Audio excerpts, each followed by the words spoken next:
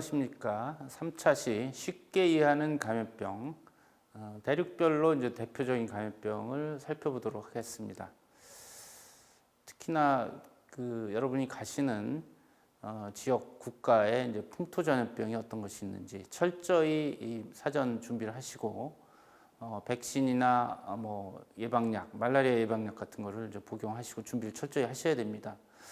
그래서 댕기열, 메르스 코로나, 이볼라, 지카, 그러니까 대륙별로 하나씩 골랐습니다. 동남아에서는 댕기열, 중동에서는 메르스 코로나, 아프리카는 에볼라, 남미는 지카 바이러스, 이렇게 이제 골라서 간단히 살펴보도록 하겠습니다.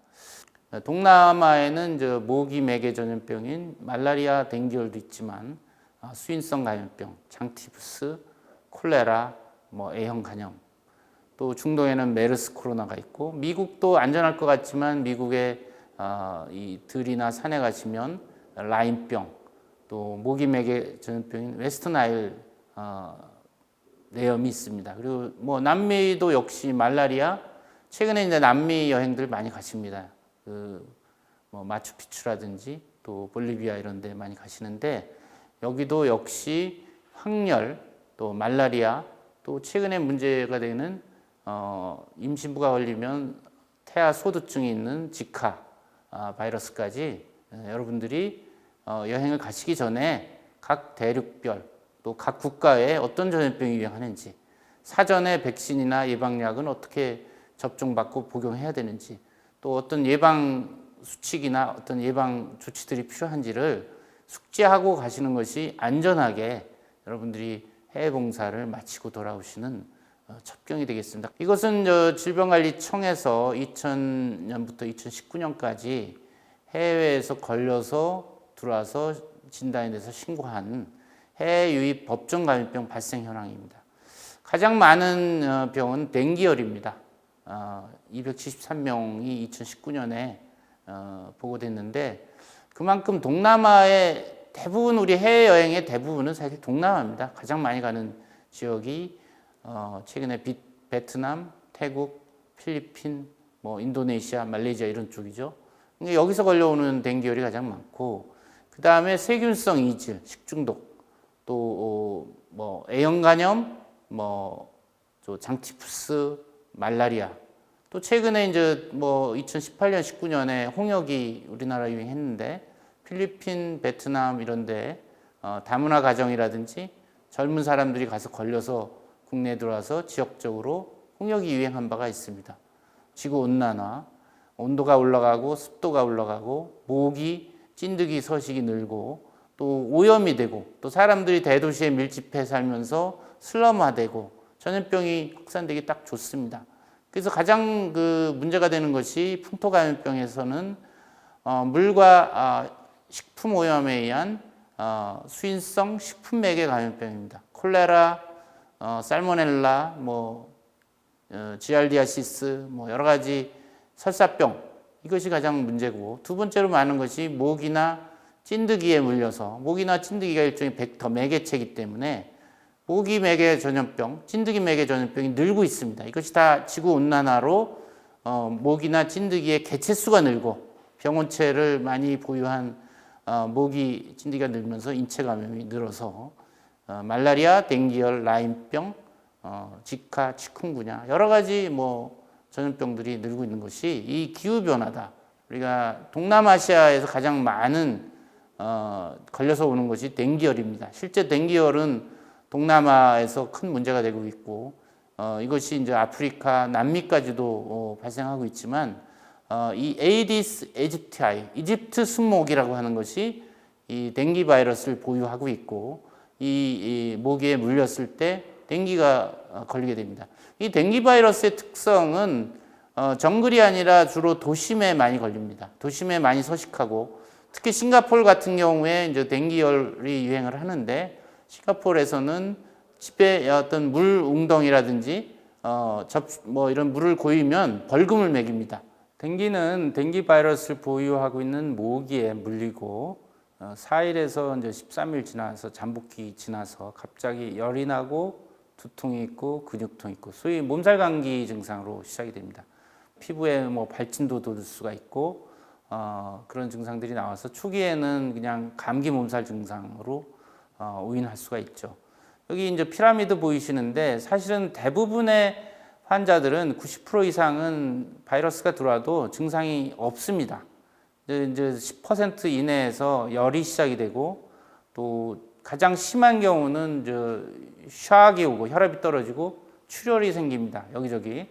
그래서 상당히 심한 환자들은 사망할 수도 있지만 심한 환자는 5% 미만입니다. 그래서 대개는 뭐 증상이 없거나 가볍게 몸살 감기로 앓고 1, 2주 내에 회복이 됩니다. 중동에서 이제 유행하는 메르스에 대해서 살펴보도록 하겠습니다. 이건 뭐 신종 코로나 바이러스의 일종인데 2015년 9월에 중동 사우디에서 원인 불명 폐렴 환자가 사망한 사건이 있었습니다. 그때 원인을 찾아보니까 신종 코로나 바이러스다. 이걸 중동 호흡기 증후군이라고 우리가 얘기를 하고 있죠. 현재 사우디에서 낙타에서 원래는 이제 박쥐에서 메르스 코로나가 시작이 돼서 낙타를 거쳐서 인체 감염이 있고 일종의 풍토병이 돼버렸습니다. 치사율이 35%이기 때문에 상당히 이제 치사율이 높고 여기 빨간 컵을 보시면은 2015년 5월, 6월에 한국에서 환자가 이제 집단적으로 유행한 적이 있는데 이제 그것이 여기 표시되어 있고 중동에 우리나라 사람들이 많이 건설 근로자도 가 있고 여행을 경유를 많이 하기 때문에 계속 중동에서 메르스 유입을 우리가 주의할 필요가 있겠죠. 박쥐가 보유를 하고 있고 낙타를 거쳐서 사람으로 옵니다. 이 낙타에서 유행을 하고 이 사람으로 전파가 돼서 집단 발생하는데 중동에서도 주로 가족 간 전파되거나 아니면 병원 내에서 집단 발생으로 여전히 문제가 되고 있고 일종의 이제 풍토병으로 정착이 된 상황입니다.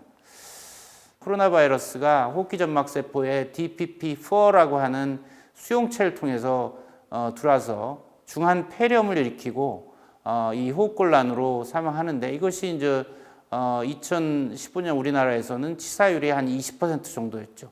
문제는 특이 항바이러스제 치료제도 없고 예방 백신이 없다 보니까 그냥 수액 치료와 뭐 격리 또 여러 가지 인공호흡기 혈압 상승 치료 이런 것들을 통해서 보존적 치료를 할 수밖에 없는 상황이고요. 아직까지는 치료제나 항바이러스제 백신 없습니다. 그다음 아프리카로 넘어가면 아프리카에 물론 뭐 항열이나 라사열, 말라리아, 기생충 감염도 많지만은 우리가 가장 아프리카 얘기하면 에볼라 바이러스 출혈열입니다. 이거는 에볼라는 1976년 중앙 아프리카 지역에 이제 에볼라강 근처에서 출혈열로 발생했는데 초기에는 치사율이 뭐 90% 이상이었습니다. 그래서 이것이 전 세계적으로 확산이 안 될 거라고 예측을 했는데 2014년에 서부 아프리카, 뭐 시에라리온, 기니 이 3개국에서 크게 유행하면서 한국 여행객을 통해서 뭐 유럽이나 미국까지 환자가 발생한 적이 있습니다. 이것도 에볼라도 정글에 있는 박쥐로부터 해서 인체 감염을 일으키는 건데 특히 아프리카에서는 단백질 섭취원으로서 박쥐를 잡아서 먹다 보니까 에볼라 감염이 됐고 이것이 사람 간에 전파가 되고 에볼라의 그 치사율은 70 내지 90%로 상당히 높습니다. 그래서 이제 더 우리가 두려움을 갖고 있는 건데 에볼라가 이렇게 이제 자연계병 원소인 박쥐로부터 해서 사람 또 사람 간 전파. 사람 간 전파는 사실 뭐 코로나처럼 빠르지는 않습니다만서도 이 에볼라에 걸린 사람이 피를 토하고 출혈을 하면서 대변을 통해서도 또 바이러스가 나와서 사람 간 전파가 일어나고 치사율이 높고 치료제와 백신이 없다는 점에서 상당히 큰 두려움을 주고 있습니다. 사람 간에 이제 빠르게 전파가 됩니다. 특히 아프리카에서는 사망자를 장례를 할 때 뭐 키스도 하고 만지고 몸을 씻고 하는 과정 중에 피해 노출이 돼서 감염이 되기도 하고 또 에볼라 환자를 진료하던 의사나 간호사들이 보호장구가 없이 맨손으로 또 진료하다가 이제 걸려서 죽기도 하는 그런 아주 상당히 이제 안타까운 일들이 벌어졌던 것이죠. 에볼라는 결국은 이제 바이러스가 체내의 혈관 내피세포를 공격해서 출혈을 일으킵니다. 혈전도 일으키고 염증 반응도 심하게 일으킵니다. 아직 항바이러스제는 없지만 최근에 이제 에볼라 바이러스 백신이 개발이 됐습니다. 그래서 2019년 말하고 또 2020년 7월에 두 가지의 에볼라 백신이 미국, 유럽 이 서구에서 이제 허가가 돼서 예방 백신이 나오긴 했습니다. 마지막으로 이제 남미에서 문제가 되는 지카 바이러스 감염병을 알아보도록 하겠습니다. 남미에는 워낙 역시 말라리아나 항열 여러 가지 기생충 감염병이 많이 풍토병으로 있지만 최근에 이제 심각하게 문제가 된 것이 2015년 말에 시작된 지카 바이러스 감염병입니다. 지카 바이러스는 원래 우간다에서 1940년대, 50년도 지카숲이라는 데서 유래됐는데 그동안은 조용히 알려지지 않았던 바이러스입니다. 그렇지만 2015년 말에 브라질에 갑자기 임산부가 소두증 아이를 출산하는 일이 늘면서 조사를 해봤더니 에이디스 모기가 매개하는 지카 바이러스에 감염된 임산부가 기형아, 소두증 아이를 낳게 되면서 심각하게 우리가 인식하게 된 겁니다. 이 지카 바이러스에 대해서 역사를 살펴보면 원래 아프리카에서 시작이 돼서 이것이 동쪽으로 계속 이동을 했습니다. 2006년에 이제 싱가포르 동남아로 이동하고 또 2014년 16에 마이크로네시아 이 태평양 남태평양 섬에서 이 지카 바이러스가 발견이 됐고 또 2015, 16년에 이제 남미에서 발견되고 이것이 이 쿠바라든지 플로리다까지 북쪽으로 확산이 되는 동쪽으로 쭉 진행돼서 드디어 이제 남미까지 전파가 된 사례가 되겠죠. 증상도 별로 없고 가볍게 앓고 지나가다 보니까 이건 심각한 감염병이 아니다. 우리가 감염병이 다 문제가 되는 것은 아니고 우리가 감염병이 걸려서 치명적이다, 기형아가 있다, 뇌염이나 이런 중증 감염병을 일으켰다 우리가 관심을 갖게 되는데 지카 바이러스도 남미에서 태아소두증을 일으키면서 우리가 관심을 갖게 된 것이죠. 지금 이것이 이제 그 지카 바이러스 감염의 에피데믹 커브 유행 곡선인데 2007년부터 지금 2018년까지인데 2015년 말부터 2016년에 크게 이제 유행을 한 것이 남미에서 브라질에서 이 태아소두증이 생기면서 관심을 갖게 된 것입니다. 지카 바이러스도 역시 아직 항바이러스제나 백신이 없습니다. 지카 바이러스가 임신부에 감염되면 태반을 거쳐서 소아에 가서 태아에 가서 여러 가지 기형을 일으키고 소두증을 비롯한 여러 가지 신경계, 주로 신경 조직, 뇌 조직 이런 데에 침범을 해서 병을 일으키다 보니까 이제 뇌가 커지지 않는 소두증 아이가 태어나게 되는 것이죠.